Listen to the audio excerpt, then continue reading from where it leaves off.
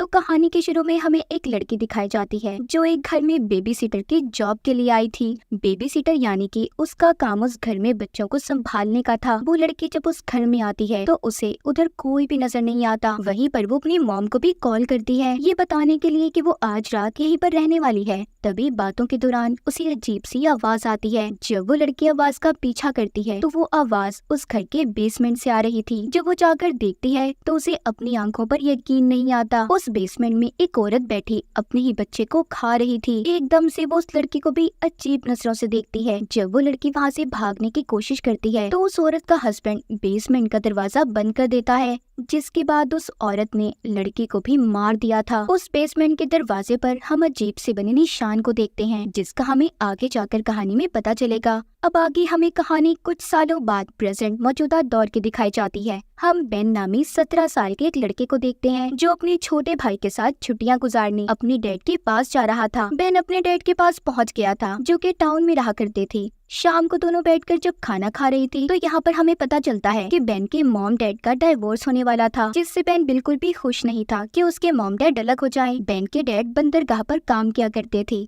इसलिए अगले दिन वो उसे अपने साथ काम पर ले जाते हैं। बेन के डैड के घर के पास ही एक और घर था जहाँ पर एक फैमिली छुट्टियां गुजारने आई हुई थी। उस फैमिली में हस्बैंड वाइफ और उनके 2 बेटे थे। बेन जब उस फैमिली के बारे में अपने डैड से पूछता है तो वो बताते हैं कि शायद वो फैमिली कुछ दिन के लिए यहाँ पर रहने आई हुई है। उधर बंदरगाह पर बेन की कुछ लड़कों से बहस हो जाती है। जब वो उनसे बात कर रहा था तो तभी यहाँ पर बेन के पास एक लड़की आती है जिसका नाम मैलरी था। वो भी यहीं पर काम किया करती थी। फिर हमें यहीं पर पास ही जंगल का सीन दिखाया जाता है जहाँ पर एबी नाम की औरत अपने बेटे के साथ घूम रही थी। दरअसल एबी की फैमिली ही बेन के डैड के घर के पास रहने आई थी। ये जंगल में हाइकिंग कर रहे थे, मगर यहाँ पर एबी से उसका बेटा बिछड़ जाता है। वो कहीं पर गुम हो गया था। तभी उसके बेटे को एक अजीब सा दरख्त दिखाई देता है। उस दरख्त के पास एक बहुत बड़ी सुरंग थी जिसमें से आवाजें आ रही थी। ऐसा लग रहा था कि जैसे उसकी मॉम उसे पुकार रही हो। एबी का बेटा बहुत ज्यादा घबरा जाता है। तभी उसे दरख्त पर वही निशान नजर आता है जो हमने बेसमेंट के दरवाजे पर भी देखा था। एबी का बेटा उस निशान की तस्वीर बना लेता है। उसे उस सुरंग से अजीब सा कुछ नजर आता है, ऐसा कि जैसे किसी का हाथ हो और उसे अपनी तरफ बुला रहा हो। तभी उधर एबी आ जाती है जो उसे अपने साथ ले गई थी। रास्ते में उसकी गाड़ी की टक्कर एक हिरन से हो जाती है जो मर गया था। अब एबी उसे अपने साथ घर ले आई थी। उसका हस्बैंड पूछता है कि तुम इसे क्यों लाई हो। वो बताती है कि हम उस हिरन का गोश्त खा सकते हैं,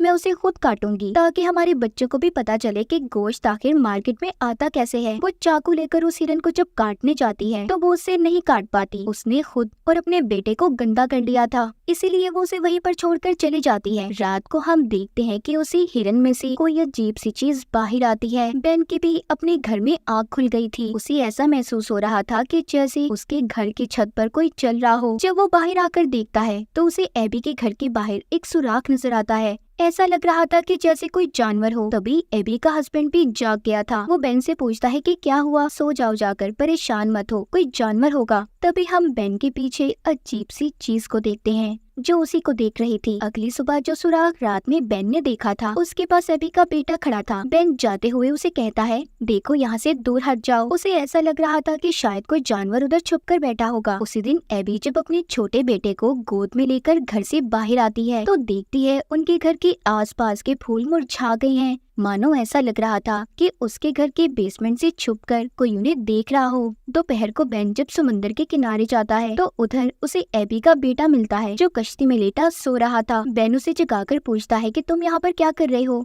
वो कहता है मैं यहाँ अपने डैड का इंतजार कर रहा था जो मुझे आज कश्ती पर घुमाने वाले थे। बेन ये सुनकर कहता है अच्छा मेरी बात सुनो, मैं तुम्हें ढेर सारी कैंडीज दूंगा, मगर उसके बदले तुमने मुझे आकर ये बताना है कि अगर तुम्हें अपने घर के आसपास कुछ गलत लगे तो मुझे आकर बताओगे, क्योंकि उस रात से बेन डरा हुआ था। इन्हीं दिनों बेन के डैड एक लड़की को भी पसंद करते थे जिससे वो बेन को मिलवाना चाहते थे, मगर बेन उस लड़की को मिलना नहीं चाहता था क्योंकि उसे ऐसा लगता था कि उसी की वजह से उसके मॉम डैड अलग हो रही हैं। इसीलिए वो अपने डैड को बिना बताए उसी दिन मैलरी के साथ उसके दोस्तों की पार्टी में चला जाता है जहाँ पर वो खूब शराब पीता है और मौज मस्ती करता है। मगर उधर भी पार्टी में मैलरी के दोस्त उसके साथ गलत करते हैं जिस पर उसे गुस्सा आ गया था। अब रात को एबी के घर पर मॉनिटर स्क्रीन पर दिखाया जाता है कि उसका छोटा बेटा झूले में सो रहा है। उस झूले के पास एक अजीब सी चीज थी जिसकी सिर्फ आंखें चमक रही थी। अचानक से एबी के बेटे का खिलौना नीचे गिर जाता है। इसी शोर से एबी भी जाग गई थी। जब वो अपने बेटे के कमरे में जाकर देखती है तो हैरान हो जाती है। झूले में उसका बच्चा नहीं था, वहाँ पर सिर्फ लकड़ियाँ पड़ी थी। तभी अचानक से दो हाथ नीचे से निकलकर एबी को अपनी तरफ खींच लेते हैं। रात को बेन जब अपने घर वापस जा रहा था तो जंगल की तरफ जाती एबी को देखता है जिसकी गोद में उसका बच्चा था। इससे पहले वो उसे रोक पाता, उधर उसकी डैड आ जाते हैं जो उस पर गुस्सा हो रहे थे क्योंकि आज रात उन्होंने उस लड़की के साथ बेन का डिनर रखा था जिसको वो पसंद करते थे। यहाँ पर बेन अपने डैड से कहता है, मैं उससे नहीं मिलना चाहता डैड, उस औरत की वजह से आप मेरी मॉम को छोड़ रहे हैं। ये बातें उस औरत ने भी सुन ली थी क्योंकि अभी भी वो बेन के डैड के साथ ही थी और अपने बारे में ऐसा सुनकर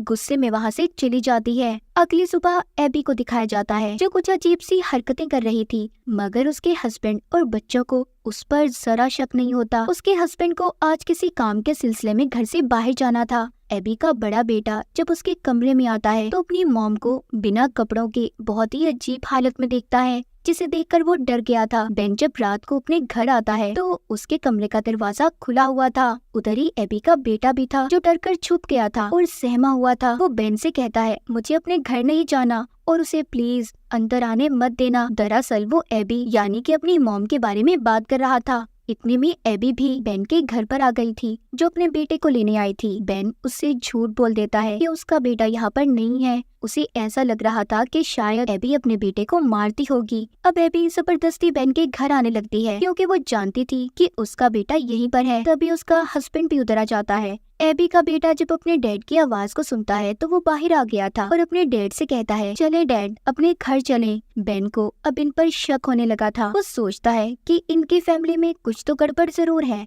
इसीलिए वो उन पर नजर रखना शुरू कर देता है। मगर उसे कुछ भी अजीब नहीं लगता क्योंकि एबी अपने हस्बैंड के साथ कमरे में थी। तभी हम देखते हैं उसके जिस्म पर अजीब से निशान थे और उसकी हड्डियों में भी आवाज थी। ऐसा लग रहा था कि जैसे एबी पोजेस्ड, उसे किसी ने कंट्रोल कर लिया हो या फिर वो एबी थी ही नहीं। अगले दिन समंदर के किनारे बेन एबी के बेटे का इंतजार करता है ताकि वो उसे जान सके कि आखिर उनके घर में चल क्या रहा है। मगर उस दिन एबी का बेटा उधर नहीं आता, इसीलिए वो उसके बारे में पता करने बेन खुद उसके घर जाता है। जब वो उसके डैड से उसके बारे में पूछता है तो हैरानी और ताज्जुब की बात ये थी, उसके डैड को अपने बेटे के बारे में पता ही नहीं था। वो कहती है, तुम किसकी बात कर रहे हो? उन्हें देखकर ऐसा लग रहा था कि मानो उन्हें याद ही ना हो कि उनके बच्चे भी हैं। वो सब कुछ भूल चुके थे। बेन को ये सुनकर सब बातें काफी अजीब लगती हैं। जब वो वापस अपने घर जा रहा था तो जाते हुए उसे वही अजीब निशान दिखता है जो एबी के बेटे ने जंगल में देखा था। और हमने कहानी के शुरू में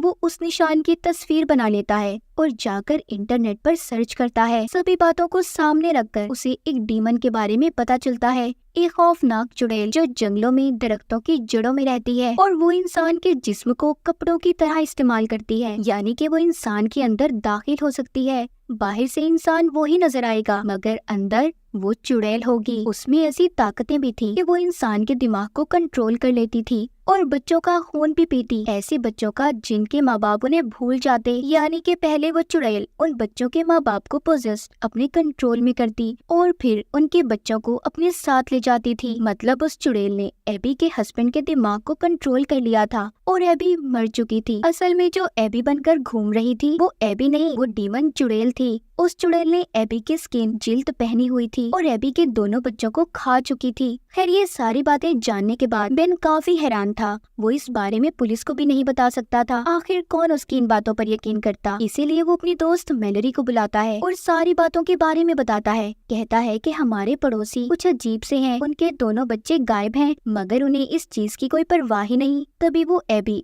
यानी कि उसी डीमन चुड़ैल को बेसमेंट में कुछ छुपाते हुए देखता है। अब मेलोरी मजाक में एक नोट पर लिखती है कि हम जानते हैं तुमने बेसमेंट में क्या छुपाया है और साथ ही उस निशान को भी बना देती है। उसने वो नोट लिखकर एबी के घर पर फेंक दिया था जिसको एबी का हस्बैंड उठा लेता है। जब वो उस नोट को पढ़कर बेसमेंट में जाकर देखने लगता है तो एबी उसे रोक लेती है और उसके कान में कुछ कहती है। तभी उसके हस्बैंड के कान से खून आने लगा था। उसके बाद तो वो अपने होश में ही नहीं था। उसे देखकर ऐसा लग रहा था कि मानो जैसे वो आधा जिंदा और आधा मरा हुआ इंसान हो। एबी की भी जिल्द उतर रही थी। हकीकत में तो वो डीमन चुड़ैल थी, मगर स्किन सिर्फ एबी की थी। बेन का यहाँ पर सिर्फ एक ही मकसद था, इन लोगों पर नजर रखना। उसे यकीन हो चुका था कि कुछ तो गलत है। एक दिन वो एबी को तैयार होकर उनके घर के बेसमेंट के तहखाने से निकलता हुआ देखता है। उसके जाने के बाद फौरन से वो वहाँ ताला तोड़कर अंदर जाता है। अंदर अजीब सा मंजर था, लकड़ियाँ जमा करके कुछ बनाया गया था। उधर एक जानवर की खोपड़ी भी थी। ऐसा लग रहा था कि जैसे इधर कोई काला जादू किया हो। वहाँ पर उसे कुछ तस्वीरें भी मिलती हैं, जिसमें एबी की फैमिली की भी थी। उनके चेहरों पर क्रॉस के निशान लगाए गए थे। उधर ही मैलोरी और बेन की फैमिली की भी तस्वीरें थी। वो ये देखकर जल्दी से अब मैलोरी को बताने की कोशिश करता है, क्योंकि उस डीमन चुड़ैल का अगला शिकार उसकी फैमिली थी। मैलोरी की फैमिली में उसकी छोटी बहन थी, जिसका वो चुड़ैल अब खून पीना चाहती थी। बेन जल्दी से उसे बचाने जाता है, मगर उसे पहुंचने में देर हो गई थी। डीमन चुड़ैल मैलोरी को अपनी सुरंग में ले गई थी। बेन उसका हाथ भी पकड़ता है, जो मदद के लिए पुकार रही थी। वो उसे बचाने की बहुत कोशिश करता है, मगर जैसे ही वो उसका हाथ पकड़कर बाहर निकालने लगता है, तभी उसका पाँव फिसल गया था, जिस वजह से उसका सर एक पत्थर से लगता है और वो वहीं पर बेहोश हो जाता है। जब बेन को होश आता है तो वो देखता है अब तक शाम हो गई थी। जैसे ही वो घर जाता है तो उधर घर में पुलिस आई हुई थी, जो उसका इंतजार कर रही थी। दरअसल उसके खिलाफ एबी ने रिपोर्ट करवाई थी कि वो उसके घर पर नजर रखता है, मगर ये सारी बातों को उसके डैड ने संभाल लिया था। बेन अपने डैड से कहता है कि डैड मेरा यकीन करें, हमारे साथ में जो लोग रहते हैं उस औरत ने अपने बच्चों के साथ कुछ तो जरूर किया है। मगर उसके डैड उसकी एक बात नहीं सुनते और उल्टा उससे ही झगड़ा करने लगते हैं। आज रात इनके साथ वो औरत भी रहने वाली थी, जिसको बेन के डैड पसंद करते थे। मगर जल्दी बेन को ये बात पता चल जाती है कि वो डीमन चुड़ैल अब उस औरत के अंदर है, क्योंकि वो जिन फूलों के पास खड़ी थी वो मुरझा गए थे। तभी वो डीमन चुड़ैल बेन पर हमला कर देती है। बेन भी चाकू उठाकर उस पर हमला करता है। तभी वहाँ पर बेन के डैड आ गए थे। वो बेन को बहुत डांटते हैं और पुलिस को बुलाकर बेन को उनके हवाले कर देते हैं। बेन अपने डैड को बहुत समझाते कि डैड उस औरत के अंदर डीमन चुड़ैल है, मगर वो उसकी कोई बात नहीं सुनते। पुलिस भी बेन को पकड़कर ले जाती है। रास्ते में पुलिस वाला उसे पुलिस स्टेशन नहीं बल्कि समंदर के किनारे ले गया था। उस पुलिस ऑफिसर की टांग से खून निकल रहा था, यानी कि उस डीमन ने उसे भी अपने कंट्रोल में कर लिया था। वो बेन को पकड़कर समंदर के किनारे ले जाता है और पानी में डुबोकर उसे मारने वाला था, लेकिन तभी वहाँ पर एक डॉग आता है। इस डॉग को अक्सर बेन खाना खिलाया करता था। वो डॉग उसकी मदद करने आया था, मगर पुलिस वाला उसे भी मार देता है।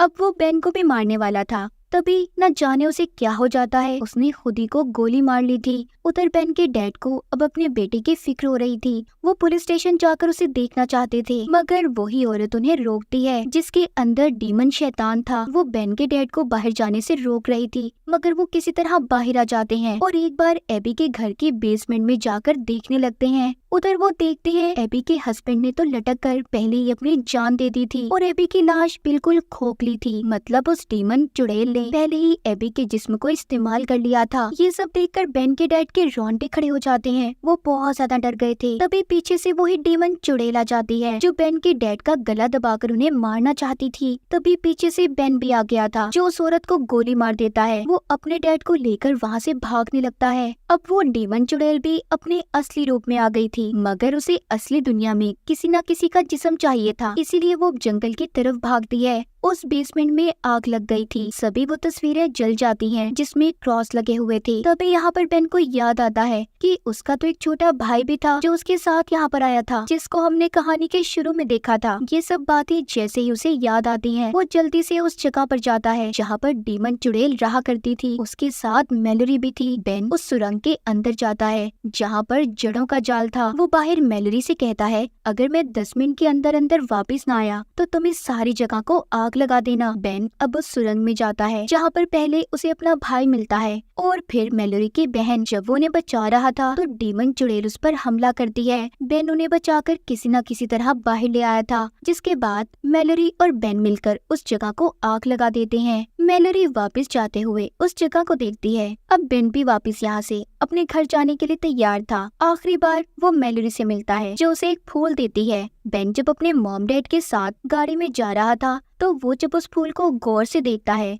तो वो फूल असल नहीं बल्कि नकली था। इसका मतलब अब वो डीमन चुड़ैल मैलोरी के अंदर थी, क्योंकि उसके पास आते ही असल फूल तो मुरझा जाते थे। हम देखते हैं मैलोरी कुछ बच्चों को सैर के लिए कश्ती में ले गई थी। आखिर में हम मैलोरी के चेहरे पर एक खौफनाक हंसी को देखते हैं। क्या वो अब डीमन चुड़ैल मैलोरी के अंदर आकर उन सभी बच्चों को मार देगी? कोई नहीं जानता। और इसी खौफनाक एंडिंग के साथ इस फिल्म की कहानी यहीं पर खत्म हो जाती है।